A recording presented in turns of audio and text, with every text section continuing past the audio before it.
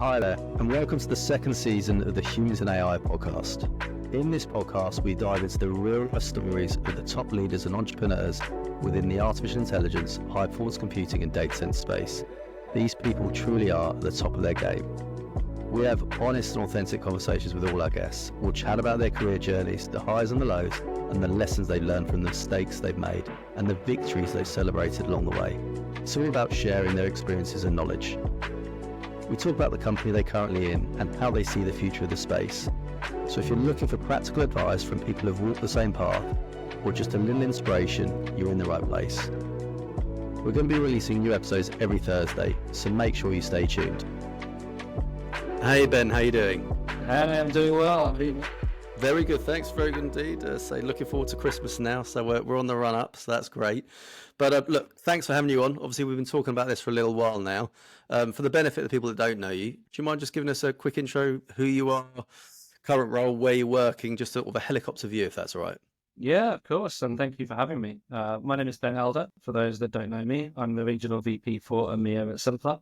For those that don't know Simpplr, we're a Gartner Magic Quadrant leader in intranet package solutions, which basically means we offer a software as a service communication management platform, formerly known as an intranet, but I think it's a little bit more than that these days. I've been in the software industry for about 18 years and delighted to be here to talk to you today. Fantastic. Well, thanks for giving us a bit of an overview there. So let's take it right back to the beginning. We'll focus a little bit more on Simpplr and obviously the challenges that lay ahead for you in the current role later on. But let's just get to know you a little bit more, if that's okay. So obviously you started out in IT sales.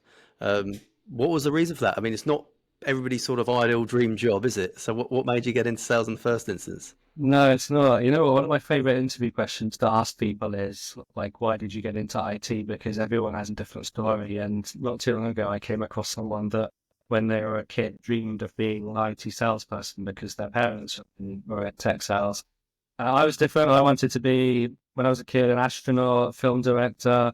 And then by the time I was going off to university, I settled on, I wanted to be a police officer. So I undertook a degree in criminology, and about 3 months after getting to university, I interviewed a police officer who had just retired after 30 or 40 years in the force.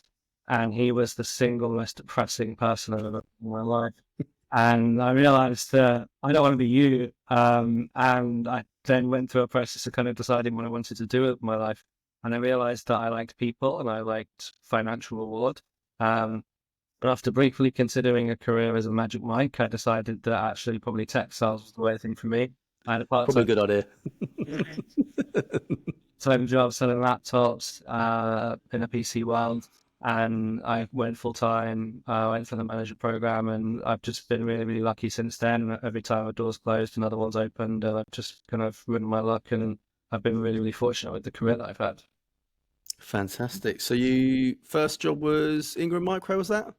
That was the second one. I started with PC World, known as Currys. I was a sales assistant there, got into the management program, and then I joined Ingram Micro in 2013 as a business manager, looking after Microsoft and Symantec and Adobe and a bunch of the very well-known software vendors.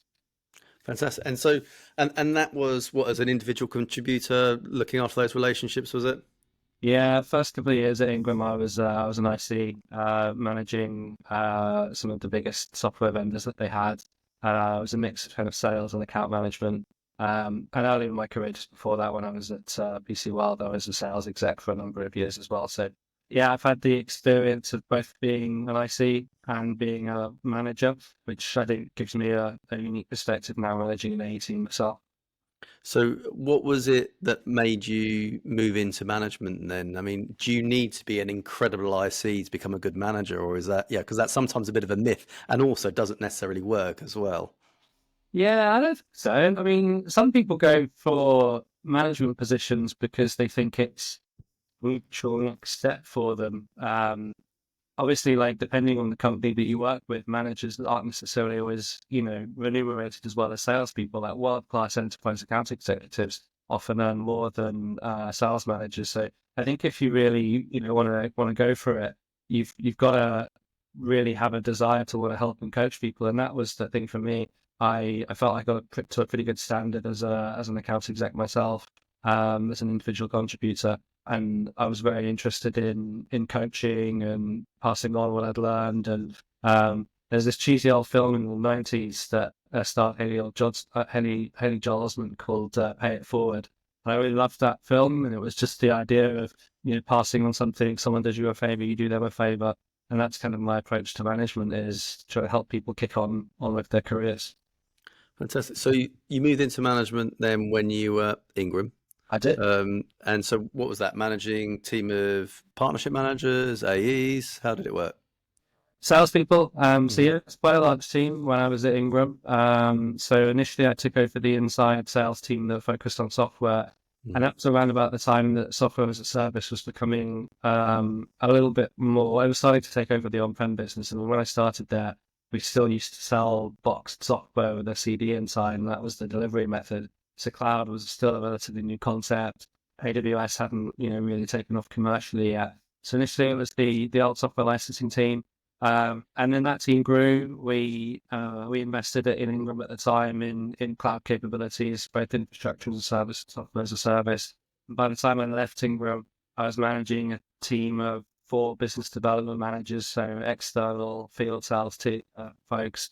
I had an inside sales team. I had a manager managing those team, and I had someone that was managing operations as well. So I think it was about a team of 25 or 30 when I left team. That's a huge team, yeah. And obviously, so having inside sales and field sales, so different roles. Does it require a different type of sort of management, or would you say the principles are essentially the same? I think one of the things that I've learned that's most effective about managing people is if you show genuine compassion and empathy for people, and you show care. I always start every one-to-one with a simple, like, how are you? How was your weekend? Like, tell me about your life. What's going on? Like, I invest in people.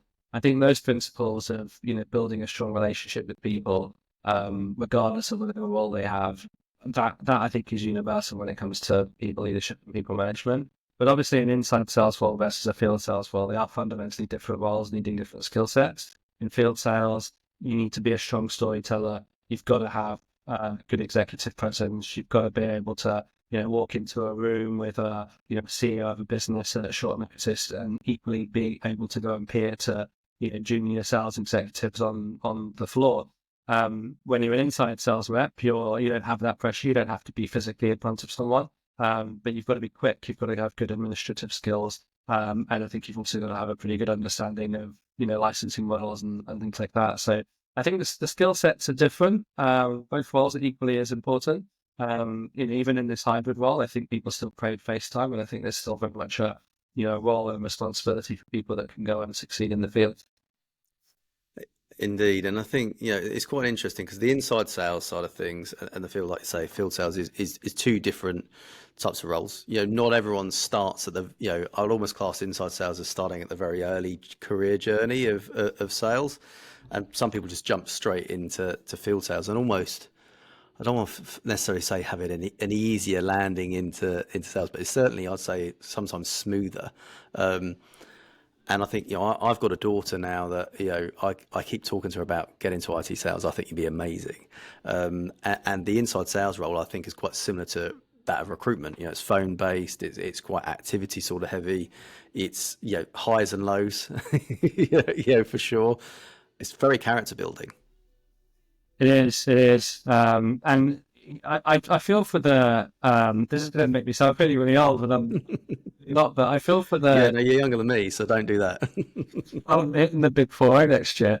I feel for the young people today, like, especially those during the pandemic that went to university remotely, because you miss out on those basic social skills. Like, we talk about elevator pitches and sales, like imagine you bump into the CEO of your most important target prospect in an elevator, and you literally have a minute to pitch your product and introduce yourselves. I think if you've been raised in that hybrid world and you've not had the ability to be in front of people and be in an office and develop conversational skills, that's just going to be so difficult to do. I remember when I started my career, I couldn't put a conversation together with someone in business. It's something that you learn over time and being around with people, but fundamentally those skills are just so important, and they become important in your personal life as you get older as well. No, I agree. And do you think people that come from an inside sales route as they progress their career, do you think they often end up maybe being better salespeople than those that have come in a different route, or would you say, it doesn't really have much of a bearing? I think they can be for a couple of reasons. One, I was watching a podcast that an old friend of mine from Meta was doing a while ago, and he said that he does not agree with like the hybrid or work from home model. Like he wants his team manages a team of BDRs and sales reps. The coaching that you get and the knowledge that you can pick up being sat next to someone who's vastly more experienced than you, that is gold dust, for someone starting their career. Also, I think, when you're dealing with an inside sales role and you've got a lot of traffic coming in and you're having to, craft quality emails, it teaches you the foundations of sales, and that discipline, that structure is going to stay with you for the rest of your career. So I think if you manage to start your career and go straight into a field sales role and you don't have those fundamentals, I think a big part of your skill set could be missing. So I'm a big supporter of, kind of hybrid flexible work. But I think those that are just starting their career, like one advice I would pass on is get some time in the office with people that have got more experience than you, because the things that you will pick up are just absolute gold dust. I couldn't agree with you more. I see people working remotely now and they don't know enough. And like you say, it's retaining, it's listening, it's being a sponge. And you can't do that, with maybe an hour of training on Teams or Zoom, whatever, with your manager. There's only so much information you actually learn. So it is vital particularly for those that are really motivated to succeed in sales. You're right. Get in the office, be around people. Even when you don't need to be in the office, just be there, because you're just going to learn. So it makes a huge difference. So obviously you did the Ingram role, and then you moved on. Obviously it's all about progressing at the end of the day. So what happened next? Yeah, so I love my time at Ingram. Like Ingram, I've been so lucky. I worked for a number of different companies now. All of them have been great gigs for a number of different reasons. I had a huge amount of friends at Ingram. I developed so much there. I worked with some great leaders. Matt Sanderson, who runs the UK Ingram business, is phenomenal and a great role model. And I had a great boss there as well. But the thing that made me move on is I wanted to get back into end customer sales. So obviously at Ingram they sell through resellers, and that gave me a fantastic understanding of the OT channel. But I really, really wanted to get back to end user sales. And actually, I targeted Rackspace. Like, company has a sterling reputation, and especially at the time, it had a great reputation for the sales team. And I thought that was a place that I would be able to learn. So I applied for Rackspace, and almost instantly my application was rejected because I lived quite far away. The office was down near Heathrow Airport at the time, and I was living in Milton Keynes. So I think they looked at the kind of geography and they wanted someone to be in the office 5 days a week. But eventually, an internal recruiter picked up my CV and looked at it and thought, actually, pretty good. Like, if you're willing to commit to the journey, then we'll take a punt on you. And had a couple of interviews there. And I joined Rackspace as an SMB sales manager, and it was one of the most valuable 18 months of my career. I learned an enormous amount there. And the culture there was exactly what we were talking about, like in the office, being able to sit around people, learn from people. And I think the thing that I particularly enjoyed about that was I was managing people that were at various early stages of their career. And there was a lot that I could kind of pass on and coach, but also like learn a lot from them as well, and learn a lot from some of the more experienced managers there, like Lucy Stringle-Hurst, and Olaf Ackerman was leading the sales team there at the time. He's obviously doing quite well and quite senior at Microsoft now. So there was a lot of great role models for me to learn from, and a really wonderful team, and a lot of them I'm still friends with and have gone on to great things themselves now. The standard was really high, isn't it? So just even getting a job, in Rackspace in those days, was a huge achievement. I mean, I used to recruit for them, and I had hair beforehand, and so the bar was high. The interview process was a challenging one. I mean, you really came away feeling like you earned it once you got that job, and you also tended to walk in on your first day and you already knew quite a few people because you met quite a few through that process, and that sort of stringent vetting was obviously always something they really sort of were proud of. So obviously you took the job. You were looking after SMB.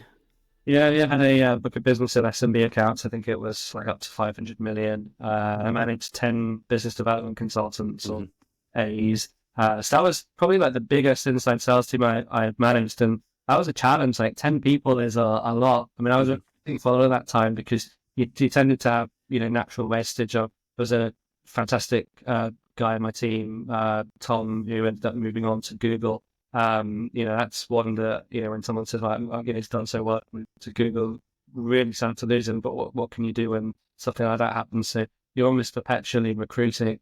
But it was a big team, but had some fantastic experiences there. And, you kind of mentioned around that, difficulty of getting in. They were really, really good with me through the interview process because I went and did my presentation on site and they walked me around the office. And before I started, I got to go to the sales kickoff, which was great to experience the culture. And they had the big atrium at the time. There was some, real world-class salespeople working there at the time. Oh, it's fantastic. I mean, I remember going around it. You had the mini, the phone box, and I don't know whether you had the straitjacket sort of thing going on when you were there at all. I think that's changed a little bit, but obviously, the whole racker mentality. It was almost like a tribe. Yeah, they really did create that sort of team culture. Yeah, there was also like, I mean, the word banter in sales, though, you've got to be careful with it because, you can always take it too far. But the banter there was really healthy. And some of the I have so many happy memories of the team and the jokes there. I remember like they also used to take things like Halloween really seriously, which I've never seen at a company. I remember someone dressing up like as a dead ringer for the clown in the It film. And he was just walking around and during one of like the huddles in the morning, he went and got underneath the pod where my team was sitting, and he stayed there and really committed to this prank for about 15 minutes. And then he started stroking the leg of one of my sales guys, and then he obviously looked under and saw this guy there with the yellow eyes and everything, his absolute skin. And everyone appreciated that, and that just kind of added to the culture. But at the same time, like I don't want to paint too much of a picture that it was all fun. It was really, really hard work. Like there was culture of success there. You had to hit your numbers. Yeah. It was very much about getting onto President's Club and doing well there. So it was a real good mix of like in-office culture, learning, like being able to be coached by some very experienced mentors, both as a manager and as a salesperson. And then there was a lot of fun as well. Yeah, I mean, things like President's Clubs, those incentives, you've got to have that. If you're going to create a successful, growing business, with people doing well, you've got to have something, to aim for. I mean, the whole carrot and stick thing, is tried and tested. It has to be. I also remember around, hopefully I'm not making this up in my head, but I remember going around there and they had flags across all the desks. Yeah. I think for all the different nationalities of the people that work there. And I just remember thinking this is probably one of the most inclusive environments where people from everywhere are literally in this one office. And I thought that was quite unique because I hadn't seen that anywhere else before. Yeah, and you could choose your flag as well. I remember my flag was a Man United flag. I've still got it somewhere. Because I didn't really, I don't know why, I didn't want to put up a British flag or an English flag because my ancestry is British, Scottish and Welsh. But football culture was a big part of it there. So there was a lot of banter, a lot of Arsenal fans, a lot of Spurs fans. Not too many Man United fans, I don't think. There wasn't too many City fans at the time because they hadn't, bought as many league titles as they have now. So, but I had a Man United flag up, and people had all kinds of things that just represented their culture or their heritage, and it would just hang above your desk. There was loads of magnets on the ceiling, and I think there was you could walk in and it might seem a bit messy, like there was boxes all over the place in the office. But I think the thing that did strike me about the office is it was a place where clearly, like, it was designed to create that culture and comfort because they wanted you to work hard, and you have to work hard. And also, culture and that environment to work hard is really key. Yeah. You as the manager and the leader managing a team of business development consultants, inside sales type reps, what did you do to put in place to make sure your team performed? Because obviously that is a big accolade, a big achievement that you've lost somebody to go to Google. Like, as much as it's disappointing, it shows you're doing something right. But what did you do to actually make sure that those individuals really thrived? So I actually inherited an underperforming team. So on one hand, it was kind of like easy for me to kind of show the way forward because we couldn't really be doing a lot worse than we were doing when I got there. But then on the other hand, like creating a vision for people and consistency. So I think like communication is so important when you're leading a sales team. Like you've got to be able to articulate in clear terms how the team are doing, and if you're not performing. This is one of the things that I learned from Olaf Ackerman, one of the best lessons of my career. And he didn't kind of give me this advice like directly. It was just clear from the forecasting meetings, but just like always have a plan. Like if you're not performing, like have a plan. Like what are you going to do about it? And the fundamental challenge at the end of the time is pipeline. And there's ways you can fix pipeline, like activity drives results, cold calling, get on the phone, look at your accounts, review opportunities, look at, look at the account plans from a high tactical or where are opportunities. We have so many services we could sell as well. Like how indexed are we? How many are buying one service versus all the other things that we sell? So there was a lot that we could do. But the fundamental thing with the team is when they're performing, if a team is underperforming too long, it can start to affect the culture and the attitude. So you've got to figure out very quickly like who's on board, who's on the bus, who's going to go with you, and who's not. And those are the things ultimately that managers earn their salaries for. Is that sometimes you've got to make some tough decisions. But you give the team a name, have a bit of fun. One of the things I always did was make sure that it was clear from my leadership style that I would never ask the team to do anything that I wasn't capable of or willing to do myself. So I was always the first one in the office every day. I lived the furthest away, but I got up at 5 a.m. every day for a year and a half, and I was the first in the office, and I was the last one to leave. I would pick up the phone and do cold calls if I needed to. I was always there with them. I'd go to meetings with them. I would try to be a role model and project the AE that I wanted that to be. And then have fun joining. So they at the time I had a kind of shaved head. Kind of I don't know why I did that. But I went in one day wearing a white shirt and green trousers, and someone said I looked like Peter Griffin from Family Guy. I went to react to it. You can either be stony faced and put that person on a pip out of revenge, or you can laugh and take it on the chin and show them that you're willing to engage in that as long as they work hard, and that's what I did. I think it's important to be able to have that level of banter and be clear that there is a manager employee type relationship, but also the fact that you're in the trenches with them. So so I took from that obviously that the underpinning culture of the organisation and that high performance culture, but also like I say, having a plan, to actually get to somewhere, and then leading from the front were the key sort of things that you did, really to ensure that those team were excelling, those team members. Absolutely. Fantastic. So obviously you then moved on again. So as you do, so I think you did a short stint at Symantec, didn't you? Before you then moved on to a very exciting organisation as well. Yeah, that was 2019 was a wild year. Like I thought I was at Rackspace for 3 or 4 years. Early in my career, like I was at Curry's Dixon's for 7 years almost. I was at England 5. I didn't really like to move on too often. I was at Rackspace for 18 months. They'd taken the team from a very low base. We finally hit target towards the end of the year. And then a guy that was my manager when I was at Simpplr came along and had gone to Symantec and talked about a role there. And it just felt really, really exciting to me. And it felt like, almost the Charlie in the Chocolate Factory, like I've got a golden ticket. I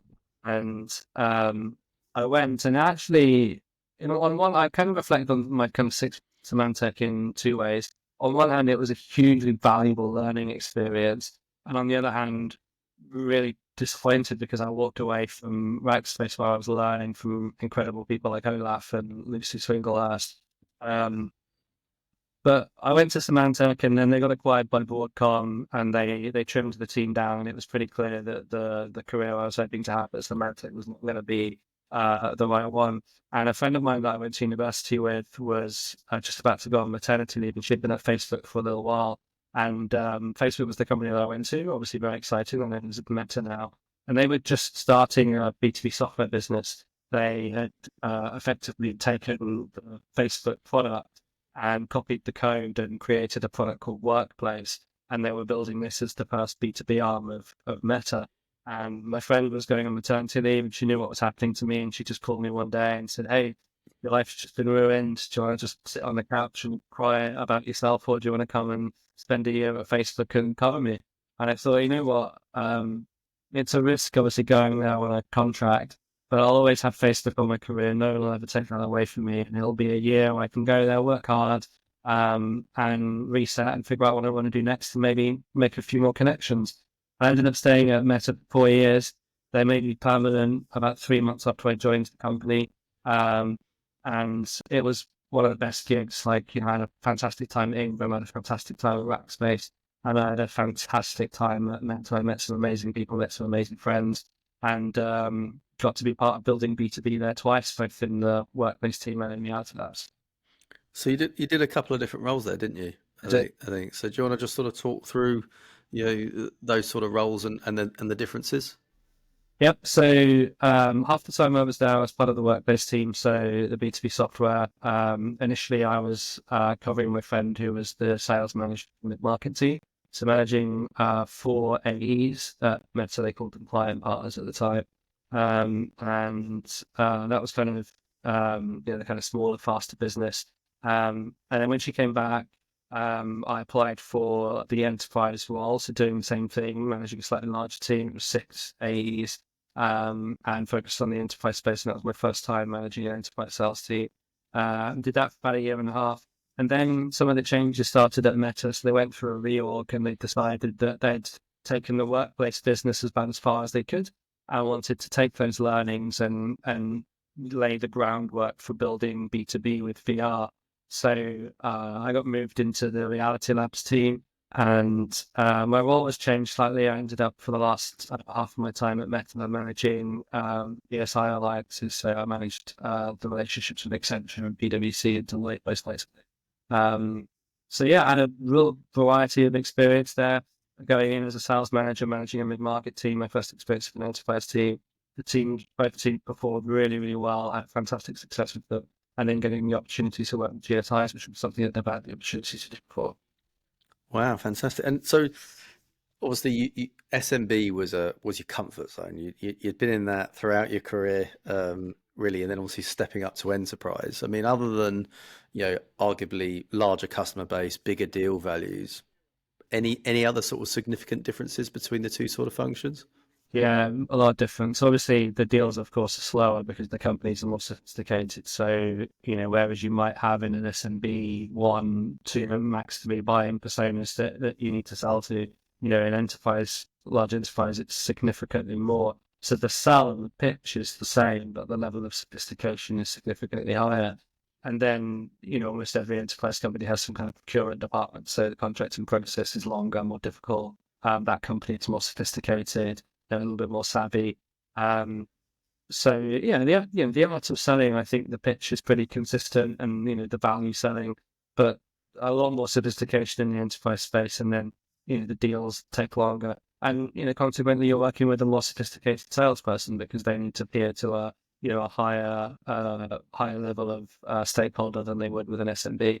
So yeah, fantastic experience, but I adapted really, really well to it. My enterprise team and workplace, I'm really proud of the performance we had. We delivered record numbers for workplace, and I had a really, really fantastic team and a really diverse team as well. I had a real mix of genders in that team, and some very, very successful women sellers who did some incredible things there. I can imagine the jump between SMB and enterprise being, like I say, a challenging one, highly rewarding one, but depending on your personality, it can be quite frustrating. So, it's not for everybody, is it really? I mean, people have very good careers in SMB market and choose to stay there just because, not necessarily transactional, but you can turn deals around a lot quicker, can't you? Yeah, I mean, I'm so on the fence about it. Like, so people have asked me in the past, like, what do you prefer, SMB or enterprise? And I won't give an answer because the thing that I love about SMB and the things that you mentioned, like, it's fast, like deal to deal to deal, get something the goal so frequently. When he's Simpplr closed an SMB deal yesterday, and it's another one. Like, you get that buzz. Deal is a deal. But there's just, I kind of like an enterprise sales to that romanticism of heavyweight boxing. It's the the glitz and the glamour of it. You're dealing with people, and sometimes you sell to people who are in the public eye and well known. Some of the customers that I had at workplace at the time in the enterprise space were in the news around the pandemic, and that's really cool to have that experience. And then closing some of the larger deals, and I think when they take longer, that sense of reward is almost greater because you've worked on it for a much longer period of time, and the financial rewards are more significant as well.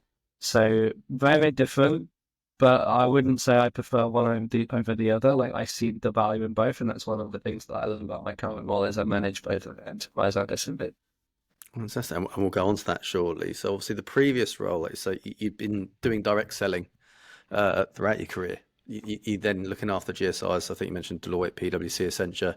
Yeah. Not small names. No. Each with their own level of complexities. I mean, how did you find that, sort of making that transition?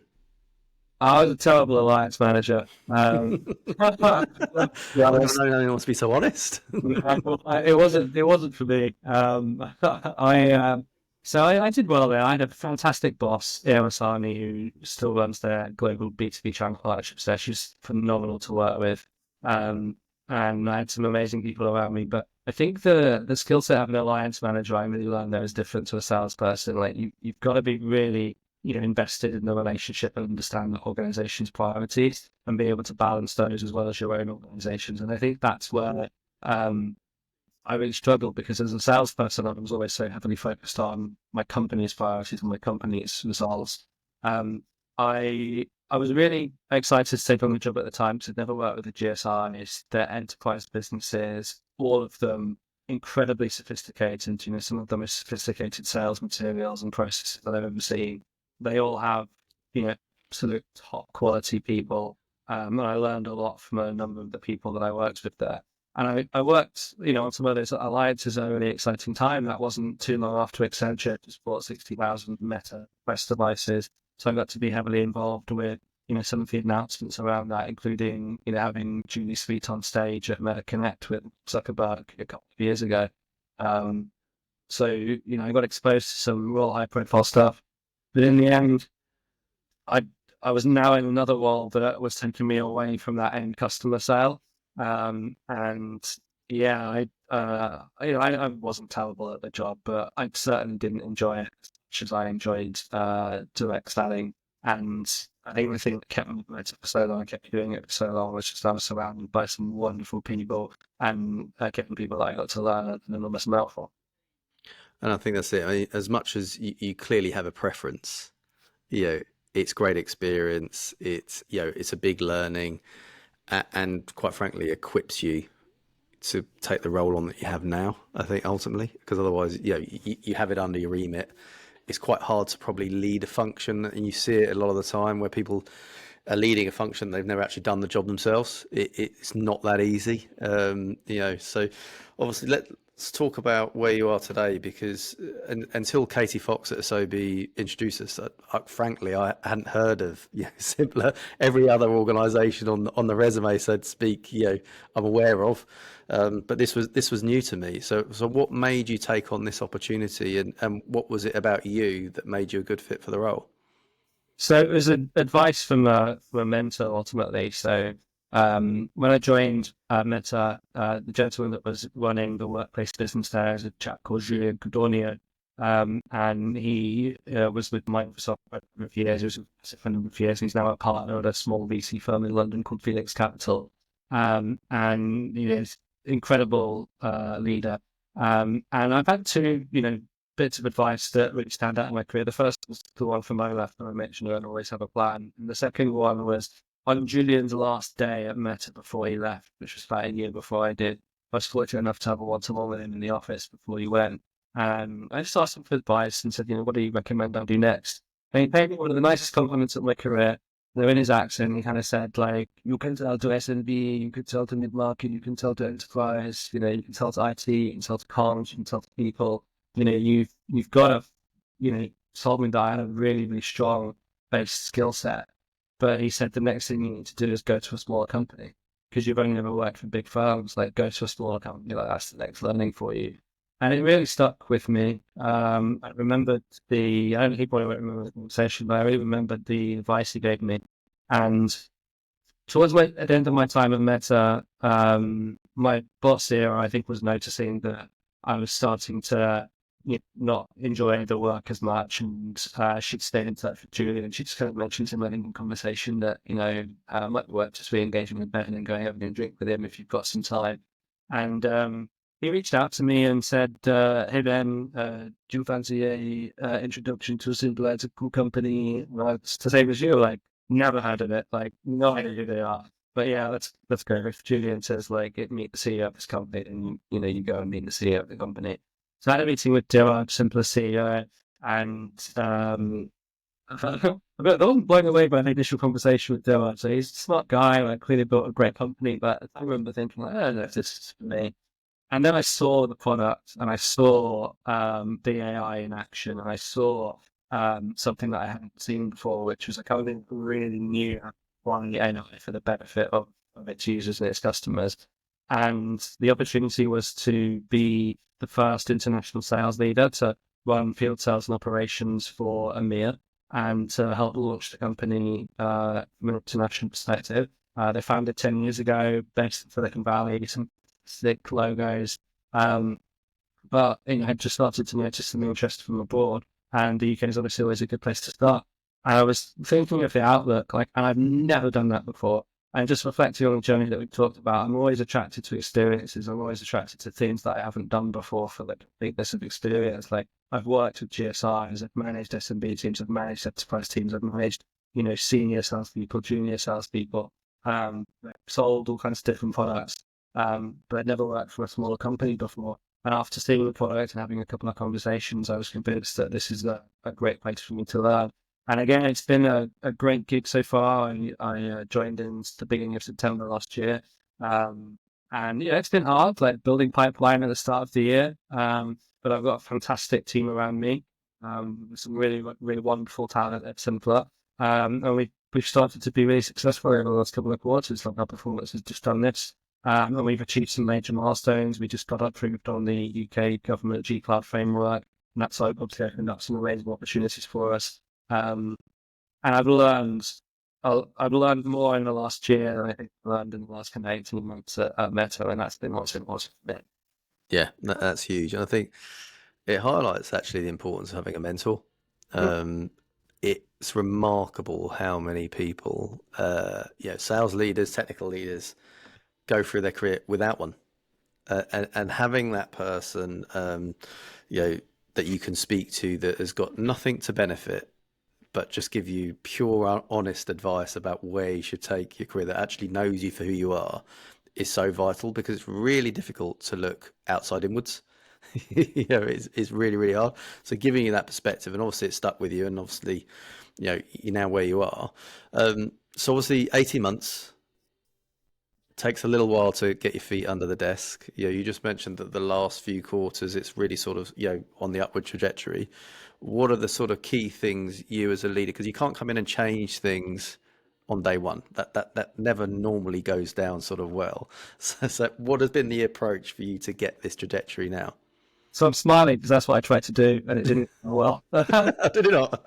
When I joined, like, one of the things that was very obvious to me very quickly was that there was going to be a difference between my sales team and the sales team in the US. So the sales team in the US had largely been served by inbound leads, which is a blessing. I've been in sales roles in the past where I've not had the benefit of inbound, marketing. And they were served really, really well there. And you had a couple of superstar sellers that would kind of generate their own pipeline and generate leads. And one of the things that I learned at Rackspace that was so important, this goes back to Olaf's advice around having a plan, was the importance of proactivity. And actually, again, a leader at Ingram Micro, director there called Julian Thompson, he's the one that said to me, like, activity drives results. If you don't have pipeline, activity.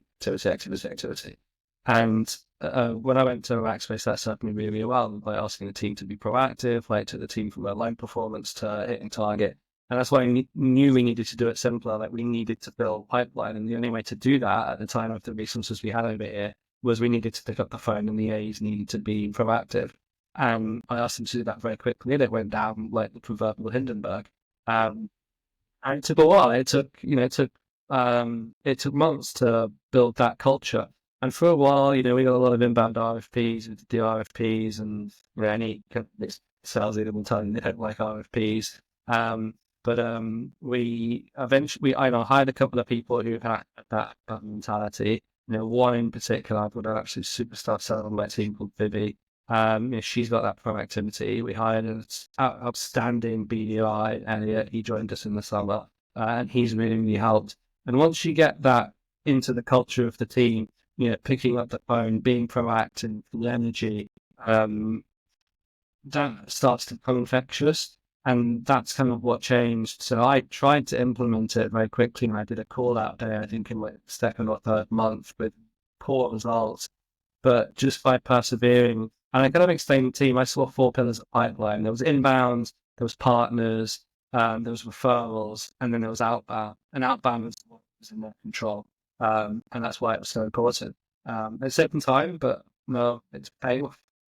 Fantastic. And in terms of creating that awareness, as I mentioned, I've not heard of Simpplr beforehand. Obviously, lots of people haven't. But how, in terms of actually getting your target customer base and getting in their eye line, what have you done to really sort of showcase and broadcast the news about Simpplr? Yeah, so that's our biggest challenge. Brand awareness is our biggest challenge. Like, a lot of people haven't heard of Simpplr. I mean, when I joined the business and, put on the LinkedIn thing that I'm joining Simpplr, like a few of my friends messaged me saying, "How is Simpplr? Where are you going? What are you doing?" The brand awareness in the US is significantly stronger. That's a challenge for us over here, and it's something we've been working on. And we've been addressing it in a number of different ways. So firstly, like obviously social media, LinkedIn, get the word out, start to build partnerships, connections with people. The vast majority of our inbound leads come from the analyst reports. So someone Googles, like, what's the best intranet? The Gartner report will come out, and you see Simpplr as a leader in the Gartner Magic Quadrant. If you look at the Forrester report, you'll see that Simpplr as a leader in the Forrester Wave report. So the analysts have always been really kind to Simpplr, which has helped. But obviously then we've done events, we've gone and gotten ourselves involved in the internal comms communities, showing up with our banner and our people network, got in front of people. And I think that's helped. I still think we've got a lot to do. I think getting on the G Club framework is going to help as well. We've started to receive inbound loans through that, which has, really, really helped. But, this going back a year ago, these are the things that I mapped out that we needed to do. We need to do events. We need to have a stronger presence on social. We need to build personas around ourselves. One of the things that I did that was both nice for the team, but also helped with the outbound culture is I paid to have everyone in my team get a professional headshot done, just so that we had that consistent branding of social media and everyone had a nice headshot. But at the time, everyone was like, "Oh, this is a, hopefully thinking, like, cool, this is a nice gift for me." So what it's done is created a kind of visual brand for us across LinkedIn. So if you look at any of the Simpplr employees in the UK, the majority of us, except for the couple that we've hired post photographs, have got that consistent headshot and have got that consistent branding. So yeah, events, doing more blogs, doing more marketing, and then just showing up and being present. And when we sign a notable logo, we've signed several very notable logos this year, doing case studies with them and making sure that we delight them and that they're willing to speak about us in the future. It is. You are right. It's little things and creating consistency, and brand awareness. I mean, you probably seen it on ours, right? I didn't get a professional photographer in. I got a shoddy iPhone, quite frankly, and just put an orange background. But the orange background basically just pops up on everyone's timeline, so they just see us all the time. We're everywhere. Good and bad, probably, but it tends to work at creating that consistency in terms of your messaging and your branding, for sure, and going to all those different events is vital. Look, it's going in the right direction. It's humans in AI. That's the reason why we're obviously speaking, because you're working for an organization that is underpinned by AI. AI is used everywhere, quite frankly, and it's possibly one of the I suppose your opening lines in terms of when you're actually making that pitch to a prospective customer. I mean, looking at the next 12 months, you see where you've come since you started last September. How do you see your growth, and what do you see your plan for growth? I think just, every year the expectation is going to be to double the business. We've had a fantastic year this year, particularly in the second half, and we look like we're going to finish the year really, really strong just as we head into Christmas. But then next year is double the business and go again. If I look at, like, if we simply matched next year what we did in H2 this year and then have a stronger H1, we'll grow the business. So opportunity for growth for us next year is already pretty straightforward. So it's just to continue to acquire, exciting logos, tell customer stories, and just continue to grow. I think the product, well, in the space that we're in, there's a lot of players in the telecommunications space. Like, if you look at the number of competitors we have, it's more than I've ever had in my career, even when I was in security. And it's a buyer's market at the moment. Because of that, you've got to continue innovating. And that's one of the things that's an advantage about being at a smaller privately owned company is we invest our profits back into the product. And we've already launched a significant number of features and just products, for instance. So I think as the roadmap and the product continues to evolve, that means things are exciting and we've got more things to sell to our existing customers and more value we can add to them. And it positions us stronger against our competitors. And that's the thing, when you're a leader in the Gartner Magic Quadrant, it's my first time working in a company that's held that space. Your competitors get better.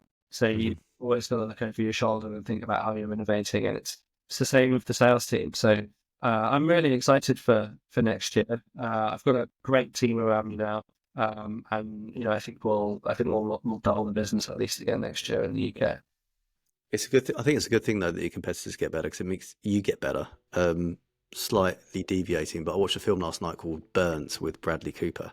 Well, And it was about two chefs, and it was the sort of the battling to get the Michelin stars, and two enemy chefs. And I think the enemy chef said, "I need you. You're the best. Without you, you don't pull us forward." And I think that's a great thing, and I think that's an important part of industry as well. So, you need to be in that competitive landscape to constantly strive to do more for your customers, and obviously that's going to be what helps you sort of grow. So, one last question before we sort of finish up.